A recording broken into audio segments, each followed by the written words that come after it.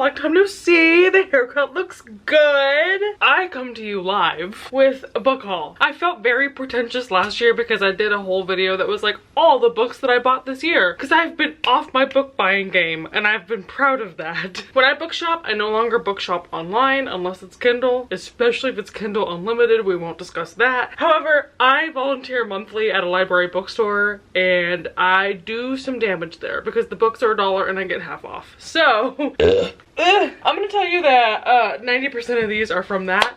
But I also got some books for my birthday from Shelby, so we'll cover those at the end. Here's all the books that I bought or acquired in the past couple months, I guess. So the first of them is this gorgeous paperback full-sized edition of Outlander. This was donated to my library bookstore and I went, thank you, that's actually gonna be for me. If you've been following me for like 15 years at this point, you will know this has entered and left and re-entered my collection a couple of times. I actually read Outlander back when I was a sophomore in high school. I had a history teacher who, looking back, was either the most iconic teacher or questionable because she knew I loved reading and she gave me her copy and she was like, this is my favorite series. Was I 15 reading her getting back shots on the side of a Scottish hill in the countryside? Yeah. Now that I'm much more into adult fantasy, first of all, I think I'll be able to enjoy this book more.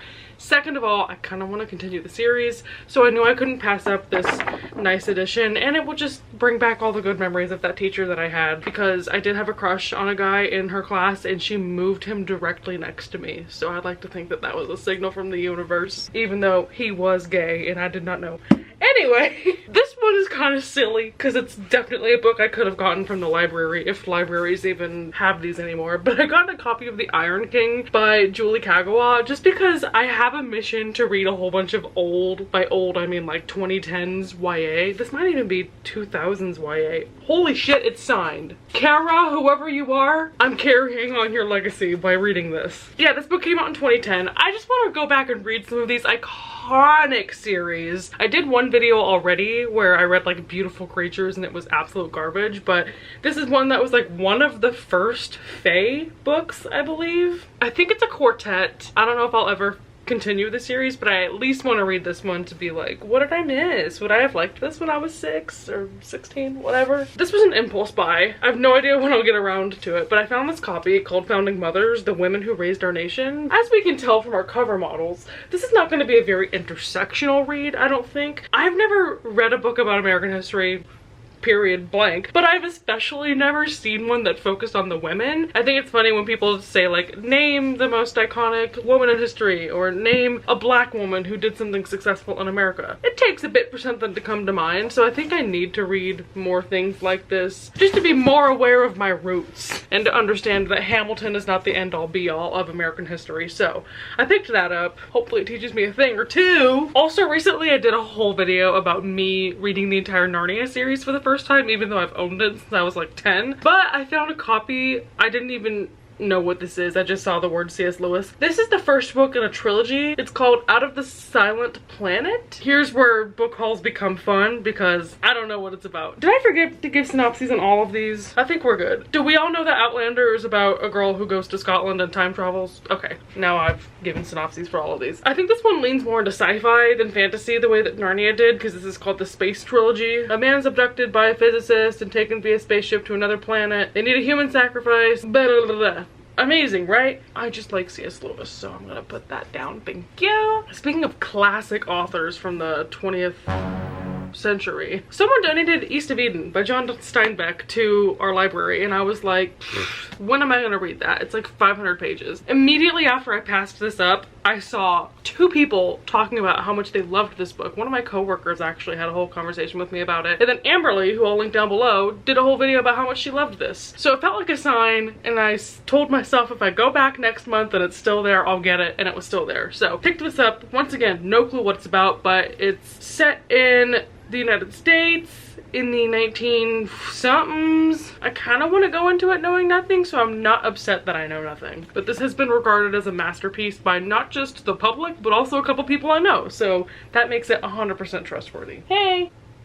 Can I help you? One book that I found is A Little Princess by Frances Hodgson Burnett. I haven't even read The Secret Garden or anything by this author. I just love this cover, and it's never a bad time to read classic children's lit because it maintains that like old-timey writing style and sentence structure, but it's for kids, so it's a little bit more digestible. Things like this I have a hard time passing up on, especially because there's these really cute illustrations in this as well. So between all the art and the cover, it was like 75 cents. So I said, you're coming home with me. This is kind of wishful thinking, but I found a really nice edition of Find Me by Andre Aciman with the like Barnes & Noble sticker still on here, and this was like 50 cents. I was not a big fan of Call Me By Your Name, to the point where I feel like it was a me problem, and I might just be romanticizing it. I've never seen the movie, but I love Sufjan Stevens, and the fact that Mystery of Love is so closely intertwined with the movie, part of me feels like I'm just missing out on something there, and the book is this whole like transformative coming of age book that I just didn't understand, when really I think it was just okay. But this is the sequel following the main character's father. I just read the first page of this while I was standing there like, will I actually read this? And it was kind of good, so I impulse bought it. It was 50 cents. Shut up. I also found The House of the Spirits by Isabel Allende, which is my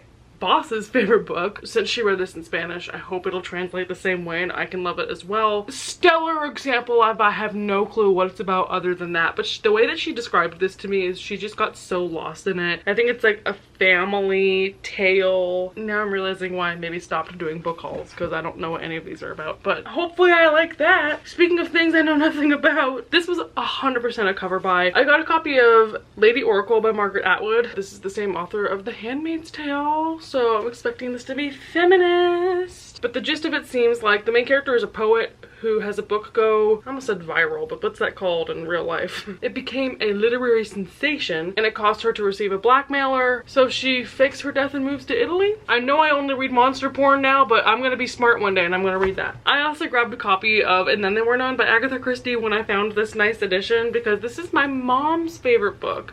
It is not a genre I would ever decide to read willingly. I'm not a mystery thriller fan. I've never read one, but I kind of have no interest. I think probably because my mom is obsessed with it, so that's all I grew up watching. And I'm like, where's the kissing? Where's the cute boys? But this is just one of the most iconic mysteries of all time. I kind of want to do a video trying it out. The writing looks very short. It's a lot of dialogue. I'm ready to just have my plot twisted. If anything, in homage to my mother. This is almost silly to haul because it's not even a book. It's like paper. I got this short story by Madeline Miller that I didn't even know existed, Galetea. This is about a sculptor and his sculpture that comes to life. She yearns for independence, but he's so territorial of her because it's his creation. Knowing Madeline Miller, I think it's just gonna have like some feminist themes along with Greek themes, so that'll take me like half an hour to read and hopefully I'll love it. On the flip side, I also got The Inheritance Games by Jennifer Lynn Barnes. This is a book that has gone TikTok viral, which shouldn't be grounds for me saying I really want to read it, but I'm curious. I love an escape room, and this to me gives off the same vibe as going to an escape room. It's about a girl who is in a competition or knows someone who has an inheritance, but in order to get it, they have to go to his like mansion and work out all these puzzles and basically earn it through a series of challenges. And this is an entire series now. I hear so much about Jennifer Lynn Barnes. I'm like, oh, this new one just came out. I have no idea what book they're on, but apparently book one is great. So I'm gonna try here and see what I think about that. Should we have a cat break and show you the cat? He said no. One thing I just recently found as we were gearing up for the plus size readathon in August was a copy of There's Something About Sweetie by Sanjay Menon. This is actually a sequel to a book I have not read, but the reason I wanted to pick it up is because it's about a plus sized main character. She's an athlete, she's Indian American, dealing with issues with her family, judging her for that. And then there was apparently a really sweet romance between her and another guy. Maybe by the time you're watching this, I will have read it in one of my vlogs. We'll see. This is a recent one, but I just found a copy of The Hobbit at the library bookstore. I screamed because this is the exact edition I wanted. I really want to read The Hobbit before I get into like the whole Lord of the Rings series. I can't wait to watch the movie for the first time. I opened the book. I have no idea what the fuck that means. Ready to learn. So this is step one. I'm about to be really annoying. And we are down to the 5 final books that Shelby got me for my birthday. These were all given to me as blind dates with a book. These were all things that she thought I would enjoy or I've talked about recently. I've already read all of these. If you want to watch the video on these, I'll link it. The first one was Paybacks, a Witch by Lana Harper, which is a witchy romance sapphic about this girl who moved away from her hometown but then returns because she has to participate in like these witchy games that happen every 50 years with her, her friends, her nemesis, and this like sexy girl from her town that she always wanted to have a thing with. It was alright. I'm not gonna review it. She also got me a copy of A Night to Surrender by Tessa Dare, which is the first book in the Spindle Cove series. This is like a 4-book series. I just bought the sequels, spoiler alert, so come back for that unboxing. But this is the main character, Suzanne, who lives in a town that's mostly women because she's like the director of one of those like seaside retreats that people just send women to when they're being bitches. But the sanctity of like this women-run town is in jeopardy because this dude in the military also comes barging in and is like, this is a coastal town that needs protection from France. I'm gonna start a military here. So they just are very like butting heads about that. Incredible book, loved it, read this. But I also love Tessa Dare, so this has kind of proven to me I need to read everything she's ever written because I adored it. She also got me a copy of Horse by Geraldine Brooks, which is a historical fiction book that's alternate timelines with the 1850s. There's a boy who's a slave who's raising this horse that's going to be a racehorse, alternating with chapters from 2019 about historians wanting to learn more about that horse and uncover his past, so it jumps back and forth between those two perspectives. She also got me Realm Breaker, which is one of my most anticipated books of this year because I read and loved Red Queen last year. This is Victoria A. Beard's fantasy series that's a trilogy right now. I don't know if she intends to write more, but it's about these 4 characters who all have to band together because there's this mean guy who's trying to open all these portals to other worlds and bring in demons and bad creatures and monsters to end everything. Only these characters have the tools and the bloodline needed to stop that. It's long, but it was pretty good. And the final book that I acquired for my birthday, and also the final book I'll talk about in this video, is The Kiss Curse by Erin Sterling. This is the sequel to the X-Hex, another book one I never read, but kind of don't need to. It's about a girl who lives in a witchy town, and she has a store that's all about like witchy items and, you know, cutesy Halloween stuff. And a dude from Wales moves in right across from her and starts a competing business, and so she hates him, but he's kind of sexy. So it starts their romance, and there's just like a Welsh dude in this cute little witchy town, and they are rivals to lovers, so it was fun. Gordo hates being held, so I only have a few seconds for this outro, but that is everything I've acquired. Thank you so much for watching. I'm gonna release him because he's angry. Let me know if you liked any of these. This is literally how tall the stack is. You can see my hands. I've been very much an impulse book buyer when I'm at this store because everything is so cheap, so hopefully none of these were misses. And next time I'll research these, because why did I just do a whole video where I didn't know what anything was about? It definitely feels like a video I would have made in the 2010s. Can I hold them up for a thumbnail? Oh, this is giving 2010s. Well, that's everything. Bye!